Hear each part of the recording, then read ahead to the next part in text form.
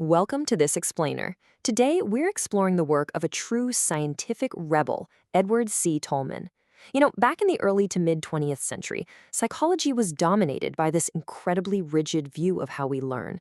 Experts basically treated humans and animals like, well, biological machines. But Tolman, he totally challenged the establishment. He completely changed our understanding of the mind by proving that learning isn't just some mechanical response, but a deeply cognitive, deeply purposeful process. To give us our own little cognitive map for today's explainer, here's how this is going to unfold. We're starting with the behaviorist rebellion. Then we'll dive right into his incredibly famous rat maze experiments and unpack his groundbreaking ideas around latent learning and cognitive maps. After that, we'll break down the mechanics of sign learning, breeze through his 6 types of learning, and finally wrap up with how his theories are directly impacting modern education today. Okay, let's dive into this. Does learning only happen when there's an immediate reward? For a long time, the scientific consensus was an absolute, undisputed yes. Heavy hitters like B.F. Skinner and John B. Watson truly believed that without some sort of immediate reinforcement, like giving a hungry animal a piece of food, learning just flat out didn't happen. But Tolman dared to ask the big question. What if learning is actually happening all the time, completely silently, just waiting for a reason to reveal itself? Part 1. The Behaviorist Rebellion. To really grasp just how radical Tolman was, we've got to set the scene. In the mid-20th century, behavioral science was fiercely focused on the observable. Psychology desperately wanted to be seen as a hard science, and that meant focusing strictly on what could be seen with the naked eye. You present a stimulus, and you observe a response. Critics actually called it a nickel-in-the-slot conception of man. You put a stimulus in, you get a reflex out. Any whisper of thoughts or intentions or internal maps, totally dismissed as unscientific mentalism. Now, what's really interesting about this is the stark contrast. Traditional behaviorism was obsessing over simple, isolated muscle twitches, what Tolman called molecular behavior. Tolman, on the other hand, proposed something he called purposive behaviorism. He argued we need to be looking at molar behavior. Think bigger picture, like kicking a soccer ball or driving to the grocery store. To Tolman, absolutely all behavior is defined by getting to or getting from something specific. It is goal-directed, it has intention. An organism doesn't just blindly react to the world, it acts with a real purpose. Which brings us to part 2, rats, mazes, and latent learning. Of course, to prove this theory, Tolman needed hard data. And this leads us to one of the most elegant, mind-blowing experiments in psychology history. He used the behaviorist's absolute favorite test subjects, laboratory rats navigating mazes. Tolman set up 3 groups. Group 1 got a tasty food reward every time they finished. And yeah, they learned the maze pretty quickly. Group 2 never got a reward, and they just wandered around aimlessly. But Group 3? This is where the magic happens. For the first 10 days, they got 0 reward and just wandered aimlessly, exactly like Group 2. But on day 11, Tolman sneakily introduced food at the end of the maze. The very next day, day 12, the rats in Group 3 absolutely sprinted through the maze almost perfectly. They instantly caught up to the rats that had been rewarded from the very beginning. Those Group 3 rats hadn't been wasting time at all. They had literally been learning the layout of the maze the entire time. Tolman coined this latent learning. Basically, it's knowledge you pick up without any immediate reward, and it just sits there completely dormant until you actually have a motivation to use it. Think about your everyday commute. You probably pass a dozen coffee shops every single day without actively trying to memorize exactly where they are. You aren't getting rewarded for noticing them. But the very day your coffee machine at home randomly breaks, you know exactly where to go. Boom! That's latent learning in action. Let's move to part 3, constructing the cognitive map. So, if these rats weren't just memorizing a mechanical sequence of left and right turns to get a piece of cheese, what on earth were they doing? Tolman proposed that as organisms explore, they are actively building an internal, mental representation of their environment. He famously wrote that something like a field map of the environment gets established in the rat's brain. So the organism isn't just learning some blind robotic motor habit. It is actually learning the complex spatial layout of its entire world. I absolutely love the metaphor Tolman used to distance himself from those old, traditional views.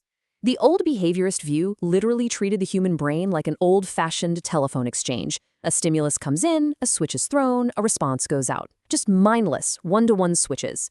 But Tolman? He viewed the brain as a dynamic central control room. All those incoming impulses are constantly being worked over, processed, and elaborated into a tentative cognitive map of the environment. That map includes multiple routes, paths, and complex relationships, which ultimately determine exactly what we're going to do. Part 4. The mechanics of sign learning. So, the crucial point is, how exactly do we construct these mental maps? Tolman breaks the learning process down into 3 distinct components. First up, you have the sign. This is simply the stimulus or cue in your environment that prompts you to act. Second is the significant, which is the desired outcome or the ultimate goal you are trying to reach. And third, bridging those 2 things together is the means-end relation. This is the internal thought process of the learner. It's that little light bulb moment of realizing, hey, if I follow this sign, it's going to lead me straight to that significant. What Tolman successfully did here was shift the entire field of psychology from an SR theory, stimulus-response, to an SS theory, or stimulus-stimulus.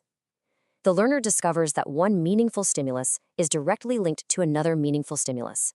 Together, these form what he called a unified sign gestalt. And here's the kicker.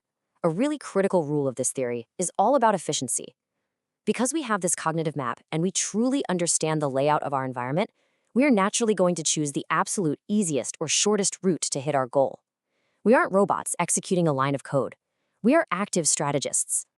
Let's move to part 5 and see how this builds into Tolman's 6 learning types.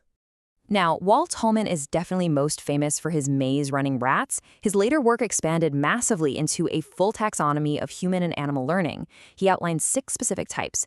First is cathexis, which is associating a specific object with a drive, like, say, a vegan learning to satisfy their hunger only with non-animal products.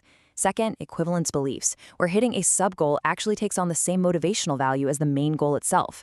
Third, field expectancies, which is discovering exactly what action leads to what outcome, basically forming the cognitive maps we just talked about. Fourth is field cognition modes, which is organizing your perceptual field, like using a language to solve a complex puzzle.